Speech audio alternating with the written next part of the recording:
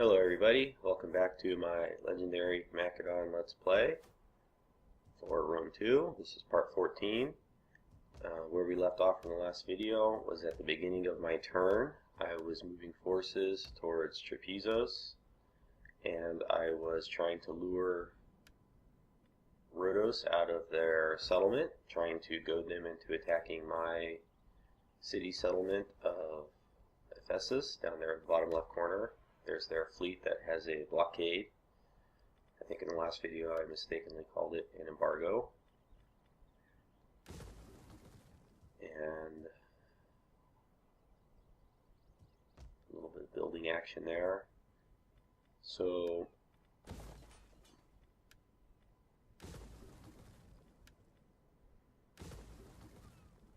my armies are starting to shape up nicely. They're getting the job done. So now I'm going to take a little bit of money each turn. I'm going to start working on my settlements, converting buildings into the equivalent buildings for my own faction, or repairing buildings, as the case may be.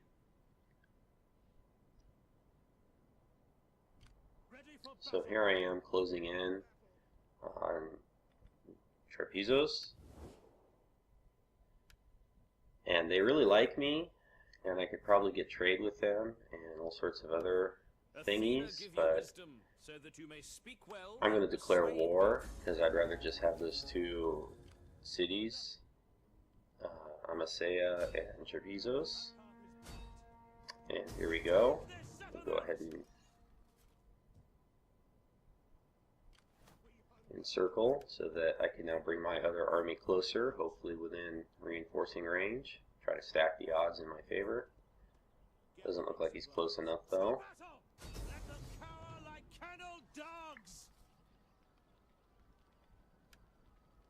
So it's 2,200 men versus my 2,700. I have better troops. So if I want to win this on this turn, I'm going to have to go ahead and fight the battle. Here we see that the Trapezos army there has a few hoplite units and some peltests.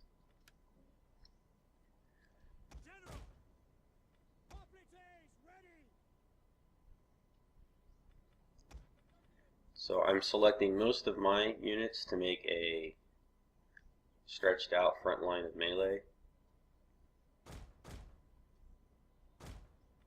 And these other units are going to be reserve units. And then I'm going to load up one side of my battle line with ranged units.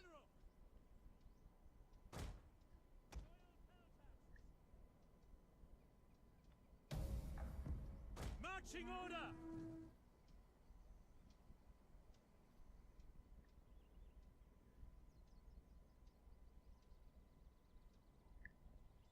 And so there I'm just trying to figure out where his units are positioned. And I'm looking for the rest of his units. They're around here somewhere.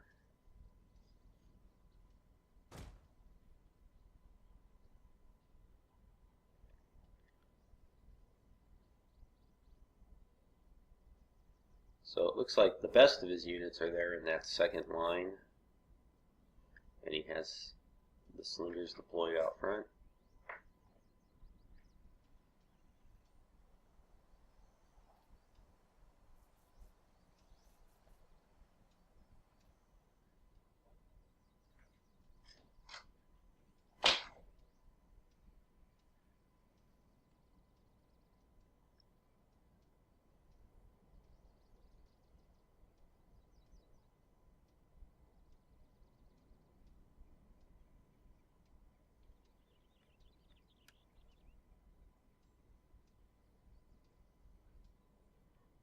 So I'm going to give a single right-click attack order to get my troops moving. They will all auto-pick their targets. And now, as they're moving closer, I am reassigning attack orders.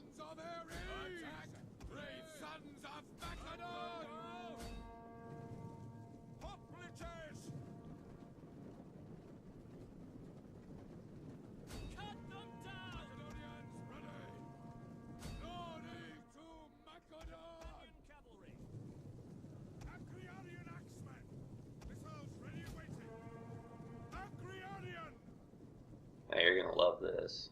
You're going to love what happens here. So I'm moving my missile units into 2 lines on the flanks and positioning my cavalry out as flanking forces.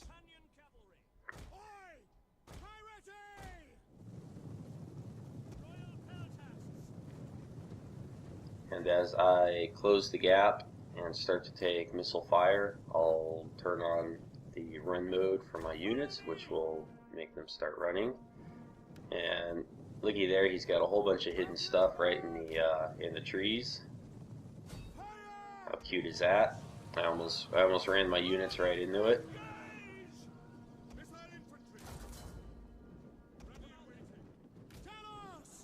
So there are my hoplites are now running, and I've activated their ability that gives them a stronger charge. And my cavalry is attacking his missile units and mobs on the flank. The AI is bringing reinforcements over, but it's mostly mob units. There are some light hoplites in there. Now my other 2 cavalry troops there are going to quickly rout the right side of his battle line. It's the left of mine. We see my cavalry is holding up well. My skirmishers, my missile units, are taking a beating. So I'm pulling my cavalry out there to start attacking the units that are killing my missile units off. That's the AI morale debuff there, the fear that I activated on my general. So the AI is very focused on my skirmishing units, and so he's kind of pushing the right side of my battle line. He's kind of pushing it away, but at the same time I'm winning on the other side of the combat, on the other side of the battle. So we see my horsemen were just about to rout until their buddies showed up to help reinforce the fight.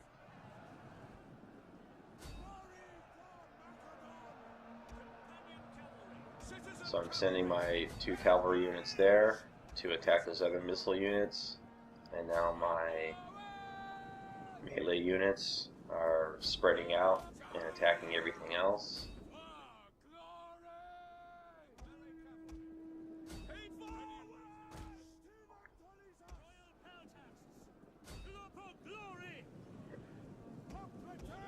So if I had done a little bit better with that second range, my reserves, second line of infantry, I probably should have sent them to deal with the right side of the battle line.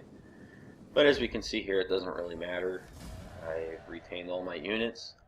If I'd lost any, it would have been some javelin men or the axe guys. Not too big of a deal.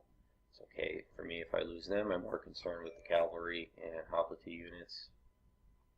And since I've captured the settlement, I will replenish.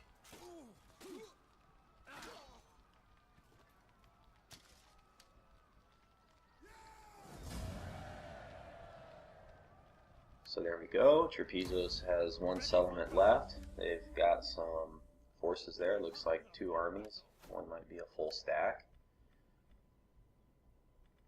So I might be in trouble soon. And I'm still hoping that Rhodos is going to take Ephesus there. And this guy's leveled up, so I finally get to put a point in the little helmet ability that grants my units EXP every turn.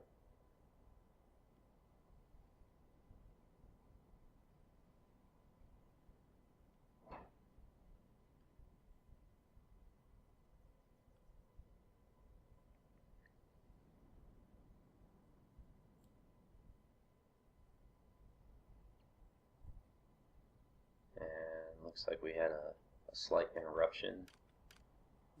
Probably had to go find the remote for my wife or something. Most of the time she's buried under 2 kids. And I've got a little bit of coin to spend. I try to keep my treasury almost empty. I try to spend everything I get in the early part of the game. So I've opted to expand that settlement and build another one of those basically money buildings, an economy building. I think it gives industry bonuses. And this is going to be a real quick video. I think I said that already. After the AI turns cycle through, I'm going to pick it up in the next one. I think we're going to start the next video with battle with Trapezos.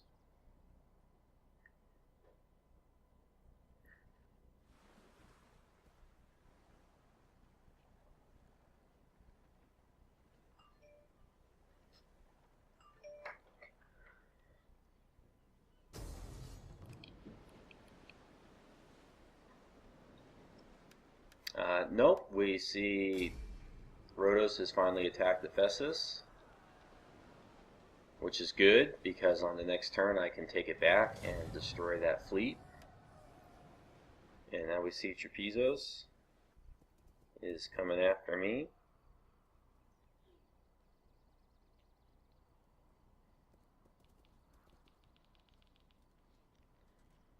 Performing some agent actions, and now here come the military stacks.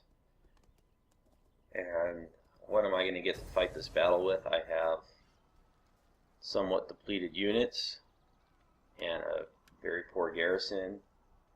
And here he is, he's coming in with a pretty nice little force. Got some Poplite units, slingers, some cavalry, and I'm going to fight this one in the next video, so I'll see you then.